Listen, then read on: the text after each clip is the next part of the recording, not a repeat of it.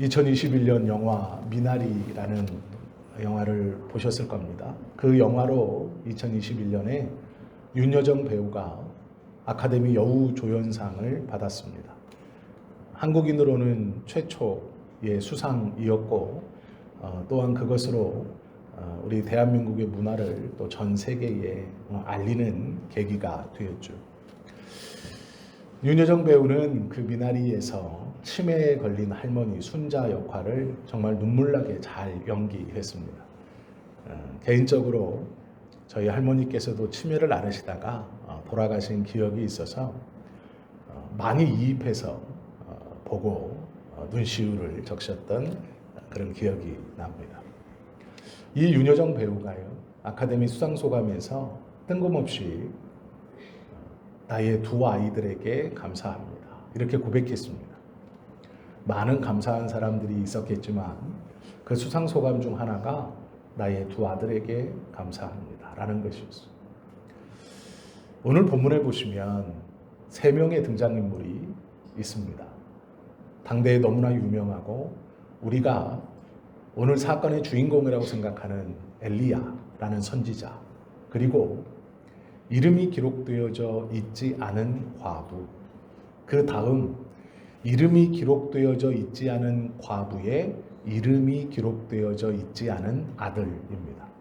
그러면 우리는 자연스럽게 이름이 기록되어져 있는 엘리야가 주인공, 그 다음에 이름이 없는 과부 조연, 그 이름 없는 과부의 이름 없는 아들 엑스트라, 이렇게 생각할 수 있죠. 그런데 오늘은요, 본문을 좀 다르게 보려고 합니다.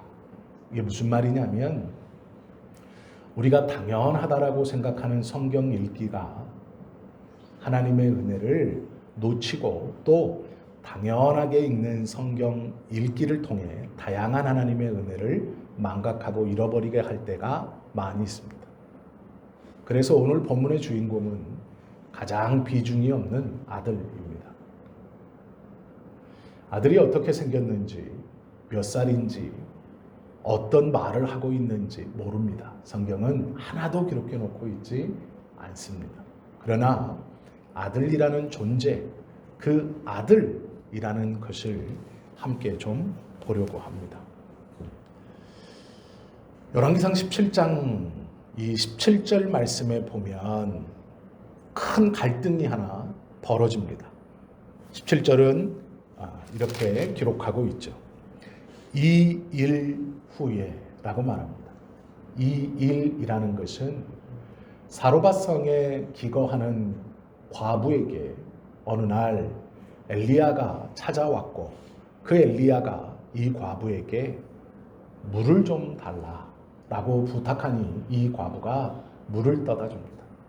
그러자 이 엘리야는 한술 더 떠서 떡 한 덩이를 내게 가지고 오라 라고 말합니다. 큰 가뭄 기간에 먹을 것이 없었던 그 기간, 엘리야의 이 한마디를 과부는 받아들이기 어려웠습니다. 그러나 여차저차해서 엘리야에게 떡 한 덩이를 가져다 주고 엘리야는 그 떡을 먹으며 이 과부를 축복했습니다. 가뭄이 끝날 때까지, 첫 번째 비가 내리기 전까지 너의 떡그릇에서 떡을 만드는 가루가 없어지지 아니할 것이고 너의 집에 있는 기름병에서 기름이 마르지 않을 것이다. 엘리야의 이 말처럼 과부의 부엌에 있는 떡을 만드는 가루가 담겨져 있는 통과 기름이 담겨져 있는 병에 마르지 않고 없어지지 않는 놀라운 일이 벌어졌습니다. 먹고 삶의 문제가 해결됐죠. 그 일 후에 행복하게 살았더라. 그러면 얼마나 좋겠습니까? 또 가뭄 때까지 아무 걱정 없이 이 과부는 잘 먹고 잘 살았더라 라고 하면 얼마나 좋겠습니까? 그런데 큰 문제가 해결된 뒤에 더 큰 문제가 이 과부에게 벌어졌습니다. 하나님의 은혜를 경험했고 그것으로 문제가 해결되고 이제 아무 걱정 없을 것이다 라고 기대했는데 곧이어 감당할 수 없고 더 마음 아프고 더 큰 문제가 이 과부에게 벌어집니다. 그것이 무엇이냐면 아들이 알 수 없는 병에 걸려 시름시름 앓다가 죽었습니다.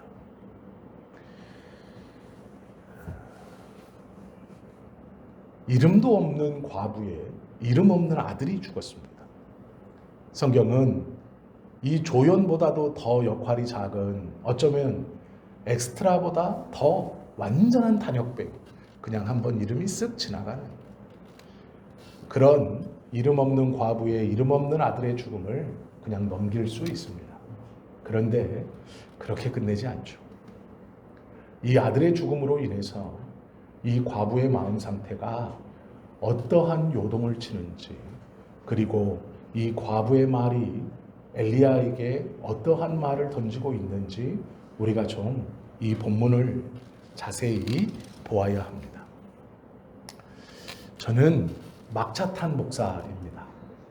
이게 무슨 얘기냐면요, 제가 대학원에 갈 때가 대학원이 가장 들어가기 어려운 마지막 시기였습니다.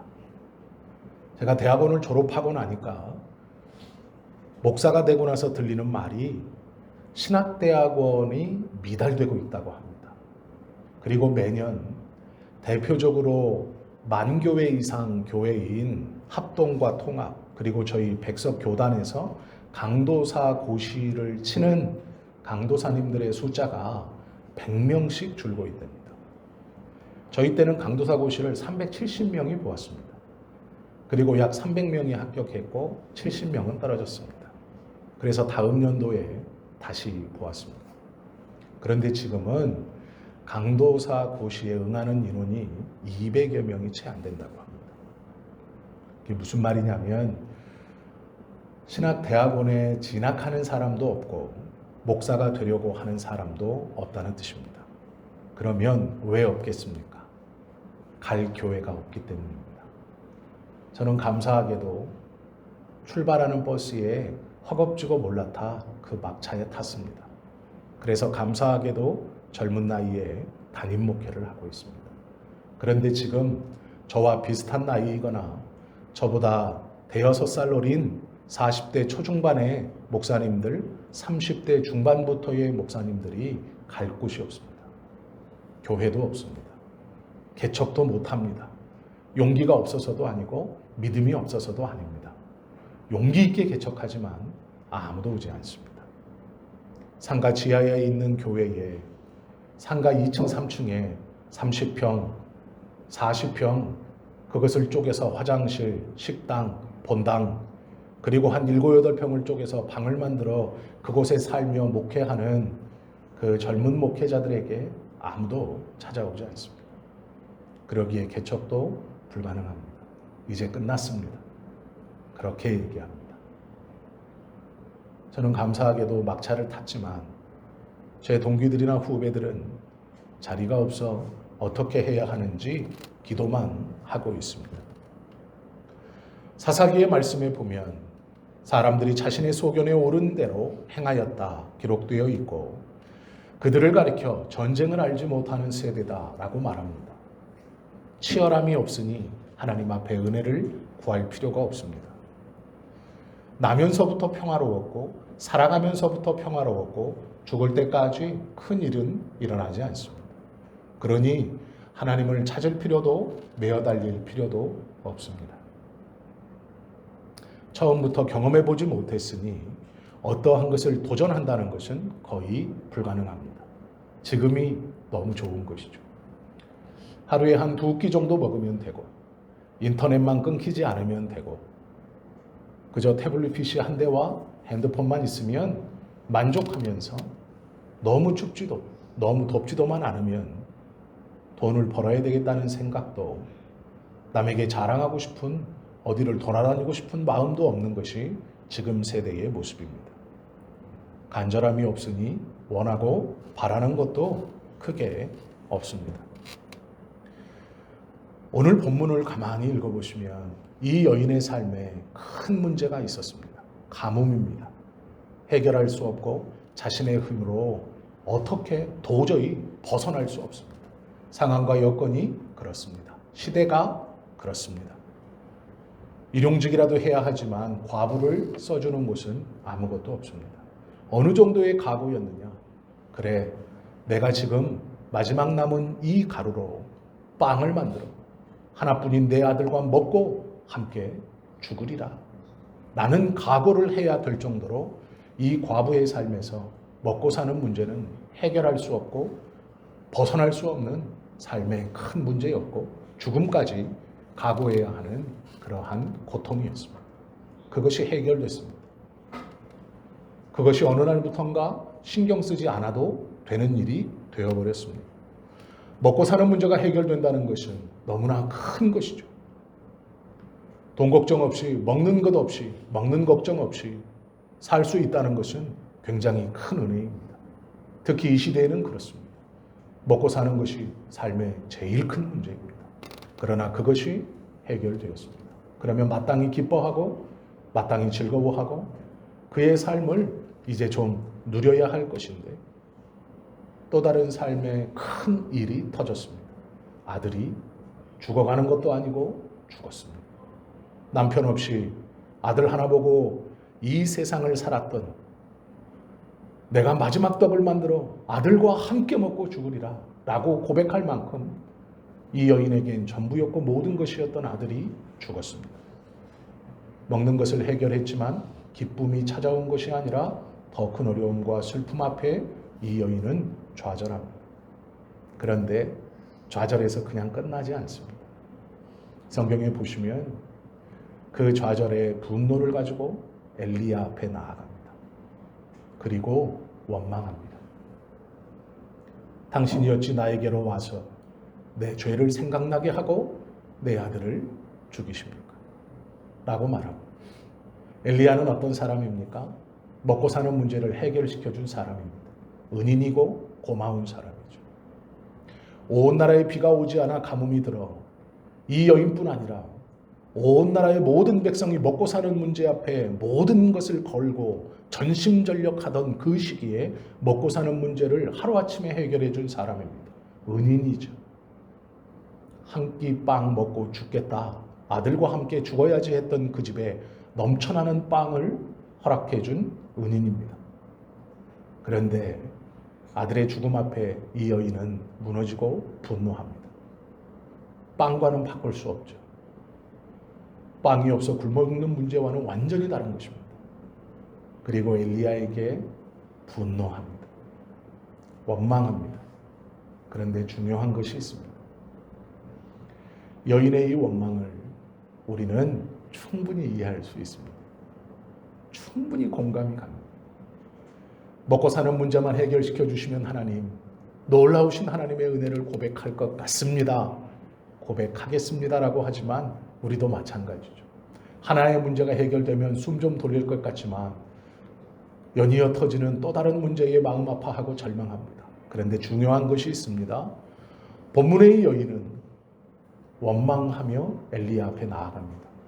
이 말은 비틀거리며 하나님 앞에 나아간다라는 뜻입니다. 읽어보셨을 책 중에 스크루테이프의 편지라는 책이 있습니다. C.S. 루이스가 쓴 그런 책입니다.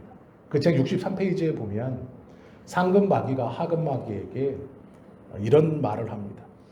인간이 원수의 뜻을 따르고 싶은 갈망을 잃었더라도 그렇게 하겠다는 의도를 여전히 가지고 있다면 세상을 아무리 둘러보아도 원수의 흔적조차 찾을 수 없는 것 같고 왜 그가 자기를 버렸는지 의문이 생기는데도 여전히 순종한다면 그때보다 더 우리의 대의가 위협받을 때는 없다라는 말입니다. 이게 무슨 말이냐면요. 상급 마귀가 하급 마귀에게 이렇게 가르치는 겁니다. 우리에게 닥쳐온 진짜 위기가 무엇인지 아느냐? 온 세상에 하나님이 없는 것 같은 환경, 왜 하나님을 믿는 나에게 이런 어려움과 절망이 일어날까?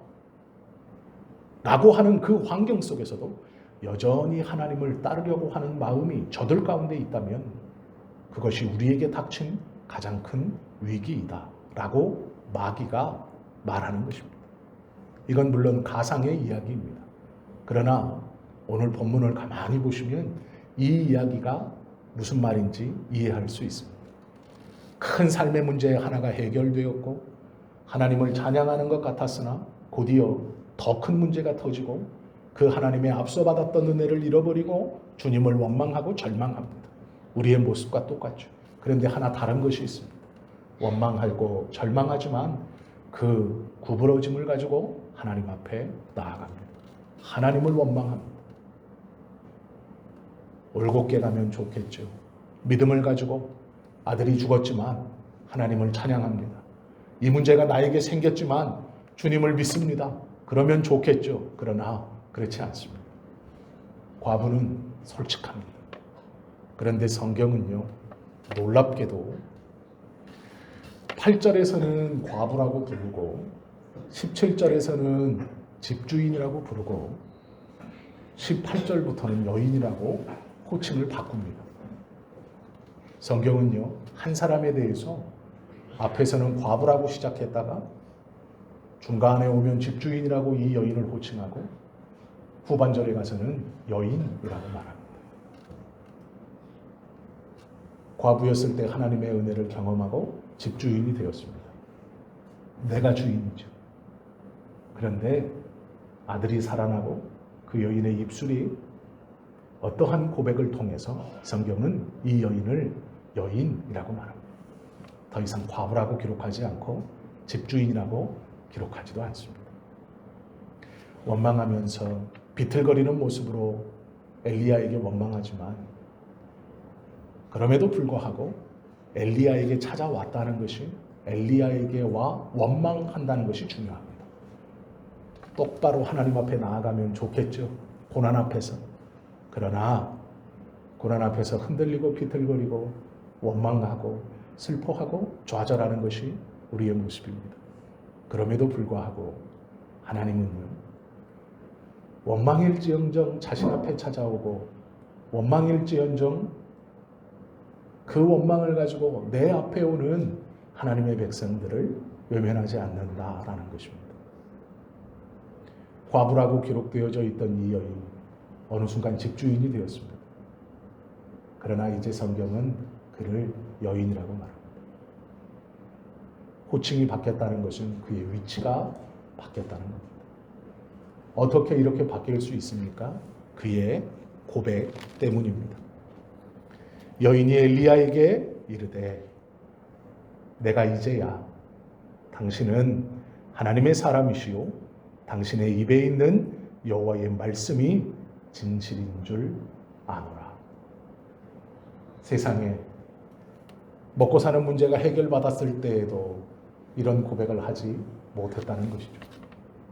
온 땅에 가뭄이 들어 내가 이건 먹고 떡 한 덩이 만들어서 빵 한 조각 만들어서 먹고 내 아들과 죽겠다 라고 하는 그 처절한 상황을 해결받았을 때도 이 여인은 고백하지 못했습니다. 살아계신 하나님? 아니요. 그건 엘리야의 하나님이었습니다. 우리 집에 이런 은혜가 벌어진 것 아닙니다. 엘리야라는 당신의 종을 먹이기 위해서 엘리야의 하나님이 이렇게 하신 것이죠. 그런데 죽은 아들이 살아나는 경험을 통해 그 엘리야의 하나님이 이제 이 여인의 하나님이 된 겁니다. 엘리야의 하나님이었는데 제3자의 하나님이었는데 이제는 그 하나님이 나에게 친히 은혜를 베풀어 주시는 나의 하나님이 된 것입니다. 이 여인의 놀라운 고백에 앞서 성경은 이 사르밧 과부를 여인이라고 바꾸어 호칭합니다. 비틀비틀 거리면서도 원망과 분노의 마음, 슬픔을 가지고 하나님 앞에 나와 하나님을 원망하고 하나님께 푸념하고 불평할 수 있습니다. 중요한 것은 하나님 앞에 나온다라는 것입니다. 그러면 우리 하나님께서는 그 원망과 불평을 들으시고 기분 나빠하시거나 화를 내고 내가 너에게 어떤 은혜를 주었는데 가뭄 가운데에서 먹는 문제를 해결해 주었는데 믿지 못하고 이렇게 원망하고 불평하느냐 감사할 줄 모르는구나 라고 하지 아니하시고 그 원망과 불평을 가지고 나온 그 여인을 붙들어 그 여인으로 살아계신 하나님을 고백해야 하는 것이죠. 우리는 본문을 잘못 읽으면 이렇게 생각할 수 있습니다. 아, 여인이 엘리야에게 나아가 원망해서 아들이 살았구나. 아닙니다. 본문을 잘 읽어보시면요, 아들이 살아나서 여인이 살아난 겁니다. 이거 이해 잘 하셔야 됩니다. 이 여인이 엘리야 앞에 가서 원망해서 엘리야가 그 원망에 마음이 상하거나 뭐가 있어서 아들을 살려서 이 여인이 이렇게 아닙니다. 아들이 살아나 이 여인이 살아난 겁니다. 오히려 반대로 아들이 여인을 살린 겁니다. 아들이 여인을 하나님 앞으로 당겨온 겁니다. 그래서 아들이 중요합니다. 이름 없는 아들이지만 이 아들은 한마디 성경에 어떠한 설명도 기록되어 있지 않지만 이 아들이 중요한 이유는 이 아들이 삶으로 여인이 살았습니다. 이것이 하나님의 은혜입니다. 앞선 은혜도 너무나 놀랍죠. 먹고 사는 문제를 해결시켜 주신, 가뭄 가운데 내 떡그릇에 떡의 가루가 마르지 않도록 해주시는 은혜도 너무도 놀랍죠. 그것도 누구에게 말해도 간증거리가 되고 내 삶에서 큰 하나님의 은혜입니다. 그러나 진짜 큰 은혜는 아들을 통해 내가 온전한 하나님을 고백하게 되었다는 것입니다.